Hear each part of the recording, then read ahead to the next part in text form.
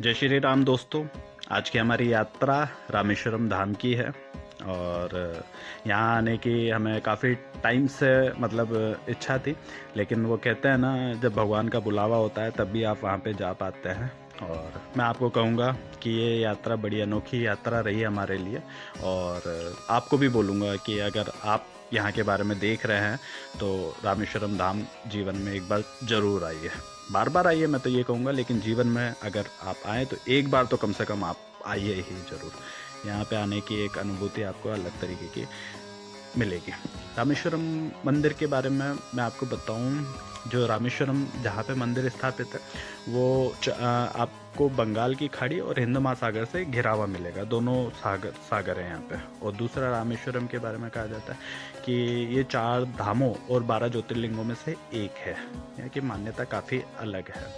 और इसके बारे में मैं आपको बताऊं, जैसे कि भगवान श्री राम जब रावण का वध करने के बाद सबसे पहले रामेश्वरम की धरती पे उन्होंने कदम रखा था।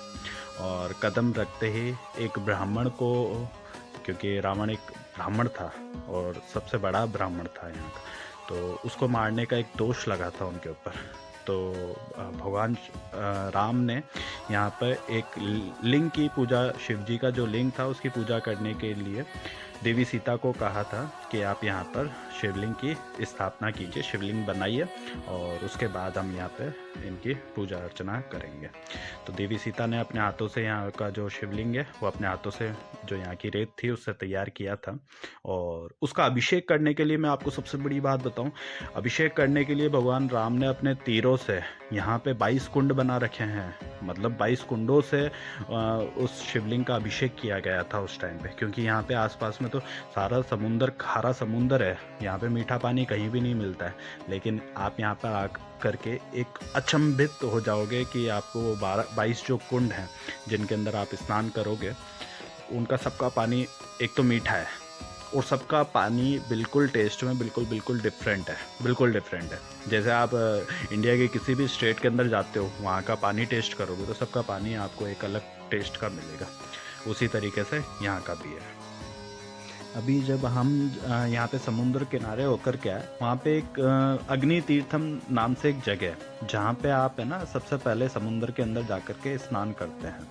और स्नान करने के बाद यहाँ की मान्यता है, फिर ये आप यहाँ पे जो 22 कुंड आपके स्थित है उनके अंदर आपको आकर के स्नान करना पड़ता है। यहाँ पे देखिए कितनी सुंदर कलाकृतियाँ बना रखी हैं यहाँ के बरामदे के अंदर। बड़ा मतलब बहुत ही मज़े वाली थी। उसके बाद जैसे ही आप आगे की तरफ बढ़ते हैं तो आपको सबसे पहले माँ लक्ष्मी तीर्थम कुंड दिखाई देता है, जहाँ पे बोला जाता है कि धन और ऐश्वर्य की आपको प्राप्ति होती है। और उसके आगे जाते ही गंध मार्दना तीर्थम है, जिसमें जीवन में दरिद्रता नहीं आती है, आपको दरिद्रता से बचाता है। तीसरा कुंड आपको आगे जाने के ऊपर कवच कुंड आता है, जो नर्क के भोग से छुटकारा दिलाता है आपको। चौथा गवाय तीर्थ आता है, जो कल्प वृक्ष की छाया की तरह आपको अनुभूति देता है। पांचवा तीर्थ आता है नील तीर्थ, कई यज्ञों को करने के समान यहाँ का फल मिलता है नील तीर्थ के अंदर स्नान करने के बाद। उसके बाद छठा तीर्थ आता है नल तीर्थ, भगवान शिव का आशीर्वाद प्राप्त होता है यहाँ से। सातवां है सेतु माधव तीर्थ, मन की शुद्धि होती है, अपवित्र विचार नहीं आते हैं आपके मन के अंदर। आठवां है ब्रह्मती मोचन तीर्थ, ब्रह्म हत्या के पाप से मुक्ति मिलती है। जैसा कि भगवान राम एक ब्राह्मण की हत्या करके आए थे, उसी तरीके से यहाँ पे 8वां जो तीर्थ है उसमें यही है कि आपको ब्रह्म हत्या के पाप से मुक्ति मिलती है। 9वां है सावित्री तीर्थ, पापों से मुक्ति मिलती है आपको, जितने भी पाप किए हो आपने। 10वां है गायत्री तीर्थ, बुरे फलों से मुक्ति मिलती है। आपको किसी ने आपको कुछ भी उल्टा सीधा बोला हो और उसका फल आपको मिल रहा हो, तो जो भी बुरे फल होते हैं आपको उनसे मुक्ति मिल जाएगी इसके अंदर आने के बाद में। फिर उसके बाद आप आगे बढ़ेंगे सरस्वती तीर्थ, देविक ज्ञान की प्राप्ति होती है। 12वां है शंख तीर्थ, दूसरों के साथ अन्याय जो आपने किया हो कभी लाइफ के अंदर तो उसके पाप से छुटकारा मिलता है। 13वां शुक्र तीर्थ, आरोग्यता अच्छी सेहत बनी रहती है उससे आपके। 14वां सूर्य तीर्थ, भूत भविष्य वर्तमान का ज्ञान प्राप्त होता है। 15वां है चंद्र तीर्थ, निर्मलता की प्राप्ति होती है। 16वां सत्यमीर्था तीर्थ, अनजाने में किए गए पापों से छुटकारा मिलता है। 17वां है शीर्ण तीर्थ, भगवान के लिए कहे गए अपशब्दों से आपको जो पाप और लगता है उससे मुक्ति मिलती है। 18वां है सर्व तीर्थ, जन्म रोगों से मुक्ति मिलती है यहाँ पे आने के बाद। 19वां है गया तीर्थ, ज्ञान की प्राप्ति होती है। यमुना तीर्थ 20वां, शांति व सद्बुद्धि की प्राप्ति होती है। 21वां है गंगा तीर्थ, अलौकिक बुद्धिमत्ता की प्राप्ति होती है।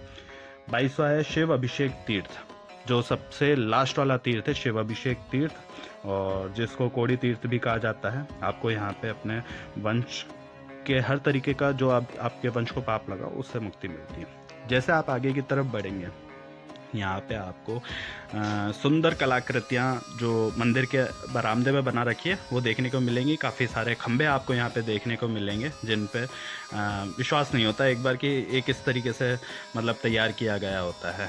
अद्भुत कलाकृतियाँ, मन को बिल्कुल मोहने वाली कलाकृतियाँ हैं यहाँ पे बनाई गई है। और ये सबसे बड़ा बरामदा है यहाँ का। आप जाएंगे आगे देखने के बाद आपको पार्वती जी का मंदिर दिखाई देता है, लेकिन पार्वती जी के मंदिर में जाने से पहले आपको रामेश्वरम मंदिर के अंदर जाना पड़ता है, जहाँ पे शिव जी का आपको वहाँ जो शिवलिंग है उसके दर्शन होते हैं। शिवलिंग के लिए मैं आपको बोलूँगा कि आप गंगा जल साथ में लेकर के जाएं, और वही जो गंगा जल होता है उसी से आप वहाँ पे अभिषेक करते हैं। यहाँ पे अंदर फोटोग्राफी अलाउ नहीं होती है, लेकिन हम फिर भी आपके लिए थोड़ा सा वीडियो शूट करके आपको दिखा रहे हैं। और यहाँ के दर्शन करने के बाद आप आगे की तरफ जाते हैं, पार्वती जी के दर्शन करने के बाद, और फिर आप धीरे धीरे बाहर की तरफ निकल जाते हैं। यहाँ पे आने के बाद आपको जो अनुभूति मिलेगी आपके जीवन में, मतलब भुलाने वाली चीज़ नहीं होगी, वो आपको लाइफ टाइम याद रहेगा। और आप खुद भी यहाँ पे आकर के महसूस करोगे कि आपको दोबारा यहाँ पर आना चाहिए।